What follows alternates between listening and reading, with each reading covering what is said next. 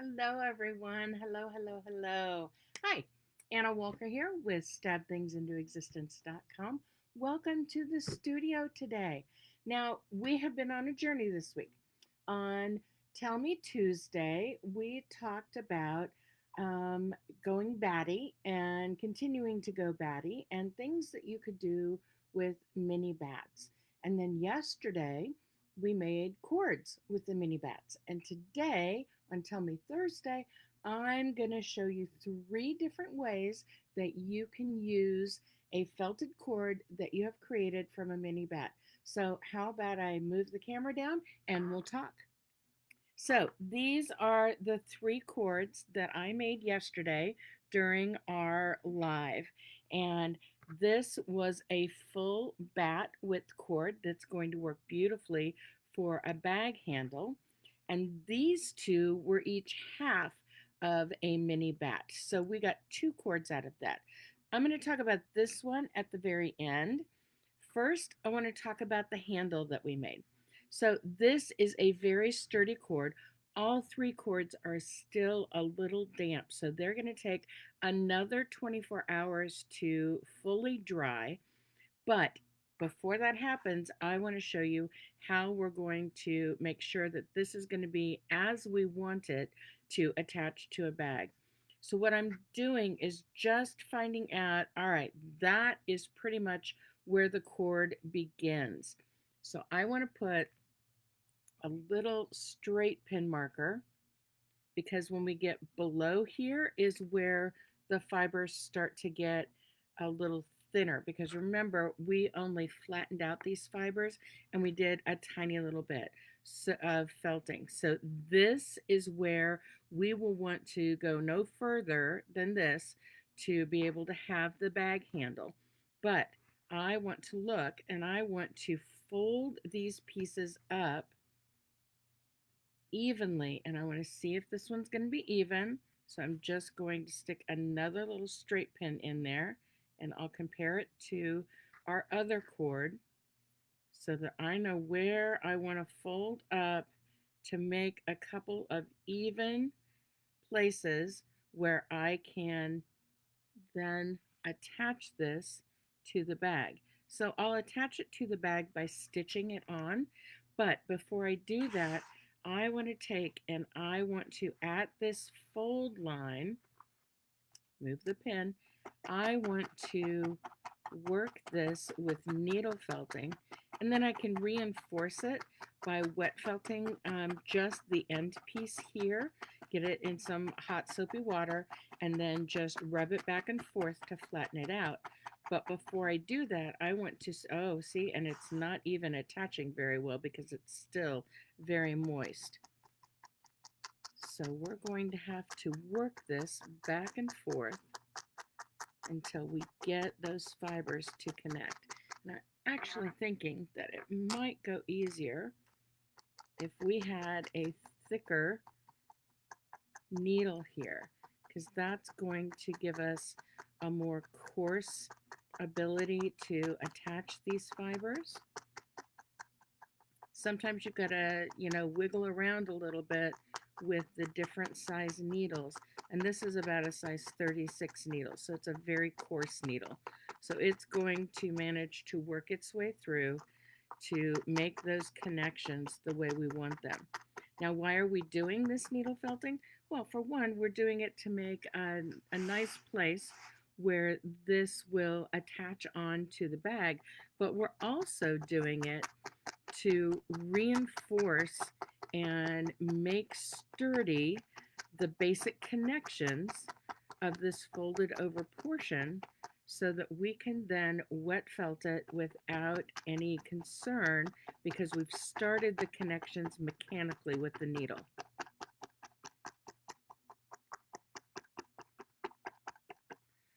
So you can see we've got a nice flat, I think it's called a placket, I don't know, but this is the edge where we could, for instance, put a button over and stitch it on through the button and have a little button embellishment here, or we could just simply stitch all the way around in a nice little trapezoid. to connect it to the bag. But that's our first side. Now let's do the other side. And I think I'm going to start this on our folded over portion. But by mechanically, with the felting needle, getting these fibers to begin connecting, then when we take and we get this wet in hot soapy water and we start rubbing, then those fibers will continue to attach because we've already started those fibers attaching together with the needle here. And this fiber, wet fiber, is not your ideal for needle felting. The needle has a tough time grabbing hold of those fibers and getting them to push through because fibers are still, moist. And you can also leave big holes in your needle felting when you are needle felting from on wet fiber and on wet felt. So I would usually wait until this was completely dry, but I wanted to show you guys how to finish this cord. Now I can come in if I've got a little area that's sticking out a bit, but you can see we now have some nice plackets for the end of the bag handle, and we can take and work this a little bit more with a finer needle and get those connections to be made. I've got my markers where these are going to be attached. So anything below this pin here, I'm going to make sure that I stitch in place so that we've got a nice strong connection to the actual cord, and same on this side. So this is ready for us to dry, and then we can attach it as a bag handle. Now, I did work this curve in before I let it dry. I rinsed the cords yesterday in hot water, then cold water, then hot water, then cold water. And then I sort of straightened them out, and then I made whatever shape I wanted them to dry in because wool has a memory. And when you dry a cord in a shape, it will be more likely to hold that shape. As you can see here, I mean, I can move it back and forth, but it's still very much holding that arced shape. So the wool will hold that shape until you get it wet and manipulate it into another shape and let it dry again. So our bag handle is ready to go. I'm just going to let that continue to dry. Next, I want to talk about this one. Now, this is the cord where I left the ends dry. Now, these ends were wet when I rinsed this off, but when I rinsed it, I made sure that I didn't squeeze any on these end pieces, and so they fluffed out again just nicely. I wanted to have this coil shape because I am thinking that this is going to be a nice bangle. So I'm just taking it and fitting it to my wrist. There's a little bit of give. And then what we can do, remember this is the one that I twisted as we were working the fibers. I can take and I can continue this twist with the loose fibers to create a twisted bangle. And I'm just going to take this long piece and run it all the way. And I want to secure that really quick before I add this other piece on because it's going to cover it up. Just want to sort of tack that into place on the cord. And then I can take the other end of our fiber and I can start swirling it around. And then as I get to this place where I added the other side, I can wrap around that, and then I can felt that into place as well. So to finish this bangle, what I need to do is simply, sorry, I got a really squishy foam today. What I need to do is just finish needle felting these loose fibers to the cord base until they become incorporated. So I'm going to work this area all the way around the cord so that I can get these fibers to felt to the corded fibers. And then once I've got, I can tell that I'm at cord now. So really the only area that I need to work the needle is around where the cord, where the loose fibers are wrapped around. And then I'm just going to work it on all sides until that fiber comes into the cord very nicely. And then, once again, I can get this wet and I can reinforce this needle felting that I've done around this felted bangle with wet felting by getting it wet in hot soapy water and then working like this over the area specifically where I have the fiber that I need to felt down a little bit further to incorporate itself into the cord. So we just work the needle all the way around until we've got all of that loose fiber beginning that felting mechanically with our needle. Our needle is mechanically trapping those fibers and getting those fibers to connect together with the barbs on the needle. And then after we've got those basting stabs done, as it were, then we're going to wet felt this and work our hands to reinforce those areas with hot soapy water. And then we have a bangle, a nice twisted felted cord bangle. Lots of fun there. But I've saved the best for last. I had this cord wrapped around in a very tight spiral because one of my favorite things to do with felted cords is to match them with some metal teeth zippers to create some really fun brooches that you can make, sort of a free-form rose kind of shape. And this is just using the teeth of those metal zippers along with cords. And then when I'm done stitching, I just put a piece of felted fiber on the back. I attach a little brooch pin and we've got those pins ready to go. So let me show you how that happens. Now, Fabric Recycles, as I said in the description for today's video, is where I've been able to find some old vintage metal teethed zippers and this spool of heavy duty upholstery thread. Now you might think that this green is really going to show. Do you see the green here? You don't really. And do you see the green here? Not really. This really kind of blends into pretty much any background. But I got this huge spool at Fabric Recycles for $3, and I got it years ago, and I've been using it for years. So you can find some really neat things to help your creativity get started. I also found some of these zippers at Fabric Recycles. And while for zippers, yeah, they might be a little sad and dated, for what we're going to use it for is going to be just fine. And I'm just going to cut this zipper apart. If I can get my scissors to work. There we go. And then I'm going to just unwrap it, remove the little zipper pull. Those pieces can go off to the side. And now I have 2 strips of zipper teeth fabric that I can use. Now I've just got a pin holding this in.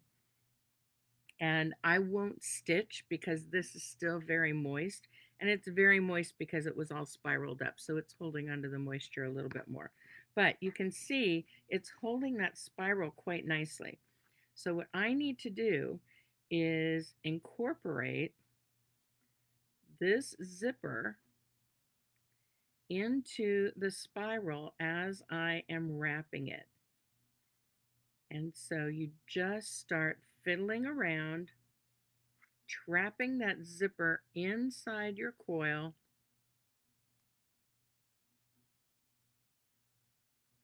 And I'm just wrapping all the way around. I'll show you here in just a second.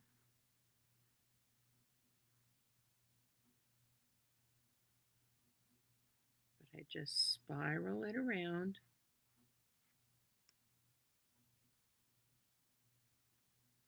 And of course, you want to make sure that the zipper is at least as long as your coil if you are working one of these zipper brooches.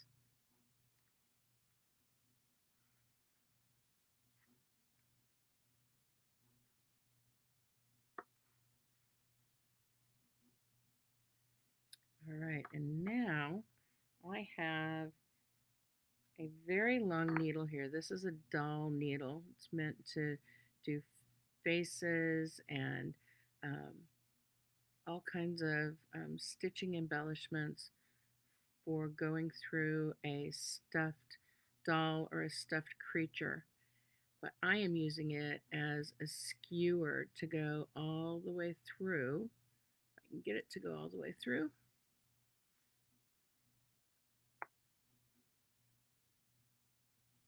Oh, we got angled up a little bit. There we are.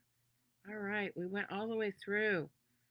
So now I have my coil done. I can just take this zipper and I can continue it around the outside if I want, but I'm not going to do that. I'm just going to tuck the end in, and I'm going to take a few pins just around the outside to further keep this into position.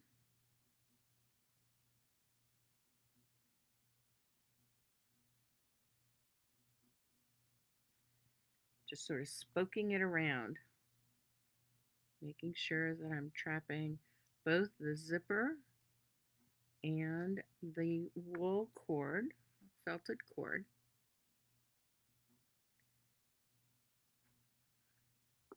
One more, maybe two more.